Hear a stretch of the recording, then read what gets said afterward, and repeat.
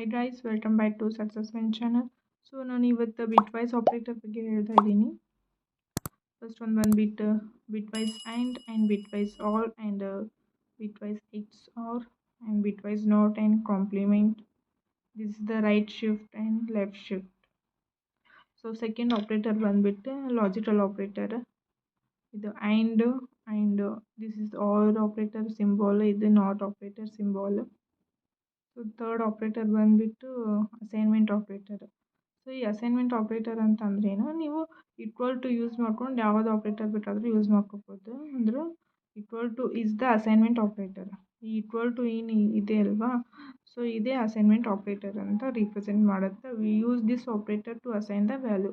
ನಮಗೆ ಯಾವುದಾದ್ರೂ value assign ಮಾಡ್ಬೇಕಂತ ಅಂದರೆ ಈಕ್ವಲ್ ಟು ಯೂಸ್ ಮಾಡಿಕೊಂಡು ನಾವು ಅಸೈನ್ ಮಾಡಿದರೆ ಅದು ಅಸೈನ್ಮೆಂಟ್ ಆಪ್ರೇಟರ್ ಆಗುತ್ತೆ.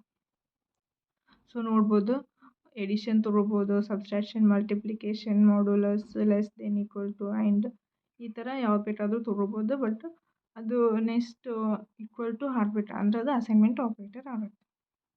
ನಾನು ಎಕ್ಸಾಂಪಲ್ ತೋರಿಸ್ತೀನಿ ಇವಾಗ.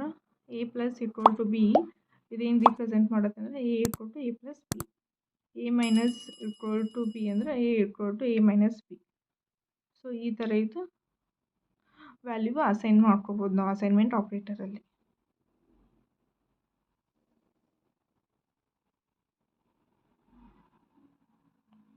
ಸೊ ಈ ವಿಡಿಯೋ ನಿಮಗೆ ಅರ್ಥ ಆಗಿದೆ ಅಂತ ಅಂದ್ಕೊಳ್ತೀನಿ.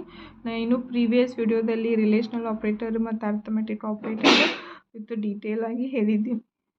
ಸೊ ಈ ವಿಡಿಯೋ ಇಷ್ಟ ಆಗಿದೆ, ನೀವು ಲೈಕ್ ಮಾಡಿ ಆ್ಯಂಡ್ ಸಬ್ಸ್ಕ್ರೈಬ್ ಮಾಡಿ ಗೈಸ್.